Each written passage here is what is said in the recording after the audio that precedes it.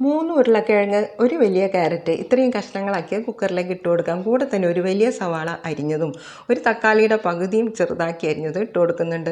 ഒരു 4 പച്ചമുളക് നെടുകെ കീറിയതും 1 table spoon ഇഞ്ചി വെളുത്തുള്ളി ചതച്ചതും കൂടെ ചേർത്ത് കൊടുക്കുന്നുണ്ട്. ഇനി 1/2 ടീസ്പൂൺ മഞ്ഞൾപ്പൊടിയും പാകത്തിന് ഉപ്പും കുറച്ച് കറിവേപ്പിലയും കൂടെ ഇട്ട് കൊടുത്ത് കഷ്ണങ്ങൾ വേകാൻ ആവശ്യമായിട്ട് ഒരു 1/2 കപ്പ് വെള്ളം കൂടെ ഒഴിച്ചു കൊടുക്കാം. ഇനി കഷ്ണങ്ങളെല്ലാം കൂടെ ഒന്നും കൂടെ ഇളക്കിയ ശേഷം കുക്കർ മൂടി വെയിറ്റ് ഇട്ട് ഒരു 3 4 വിസിൽ വരുന്നവരെ വേവിച്ചെടുക്കണം. ഇനി കുക്കർ തുറന്ന ശേഷം ആ വെജിറ്റബിൾസ് എല്ലാം ഇതുപോലെ സ്പൂൺ വെച്ച് ഒന്നൊന്ന് ഉടച്ചു കൊടുക്കാം.